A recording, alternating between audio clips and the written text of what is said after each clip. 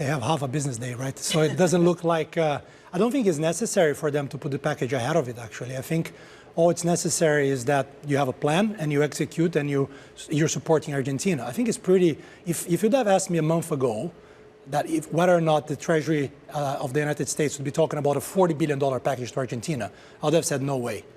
It's almost unprecedented. We've seen the U.S. supporting Mexico during the tequila crisis in 1994.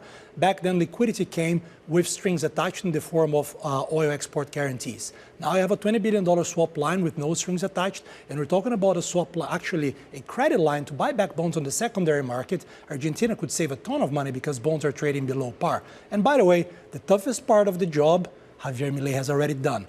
There has been 2 years that he's done the most aggressive fiscal consolidation of any G20 countries that I've ever seen in 25 years of investing.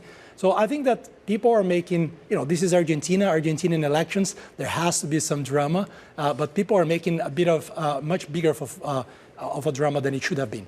Well, I guess there's also this question, even with this support, there are structural issues in Argentina, whether it be liquidity, inflation, debt. So does this actually even fix their problems? Well, they fixed that problem already because they are running now a primary and an overall surplus on the budget. So if you actually look in debt sustainability terms, which is all that investors should care, that debt to GDP is going to be declining within the next 5 years, given the fiscal adjustment that has been done over the last 2 years and what is still going to be done by the next 2 years of the Milei administration. He will most likely remain in power for the next 2 years. And what Argentina has is a liquidity problem related to speculation against the Argentine peso. Investors and locals didn't like the band, they didn't like the currency regime that was designed to bring inflation down.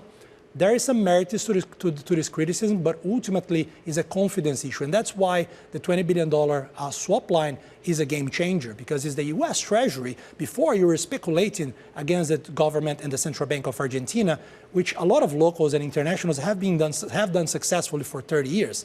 Now you're speculating as well against the US Treasury, and I think that's quite a gamble. And to that point, when you have seen announcements of the U.S. supports, there have been moments where the peso has fallen, that the reaction hasn't been straightforward. So you're saying now that you have this $20 billion swap line, you feel comfortable in going long the peso, that is a game changer for how you actually invest in Argentina? I think you have to wait the result of the elections to see if they're going to change the FX regime, right? The peso really depends on the total return.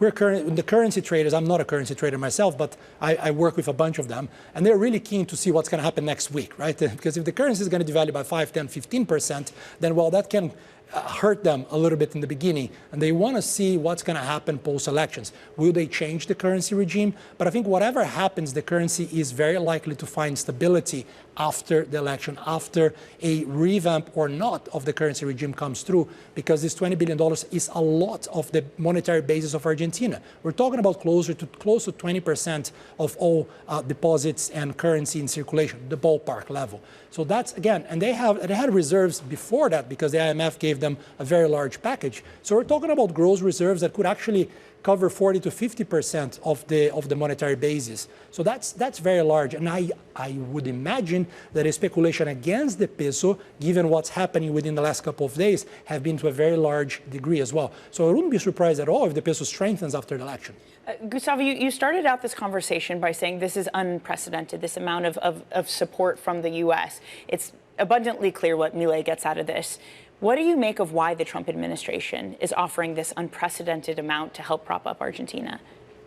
I think your colleague alluded to, right, the ideology that the Trump administration has. What Trump is trying to achieve is to get the private sector going again. And GDP growth accelerating here would allow the U.S. to get out of its twin deficits massive hole, that if it would be an emerging market economy, it would be in a very, very deep problem. Javier Milei has the same idea. He believes in economic freedom. So he wants to get the government out of the way. He wants to reduce the size of the debt. He wants to reduce the size of the deficit permanently so that actually the private sector can come and thrive and flourish. And actually there's a lot of signs that you have a large pipeline of FDI that is actually a lot of that coming from America. So, and I think it's important from a geopolitical perspective that Latin America becomes a successful economic model. Because if you think about the immigration problem that the US has, most of that is related to how poorly managed Latin America has been on average within the last 15 to 20 years. That doesn't create economic opportunities for local population, and this local population is trying to find a better alternative.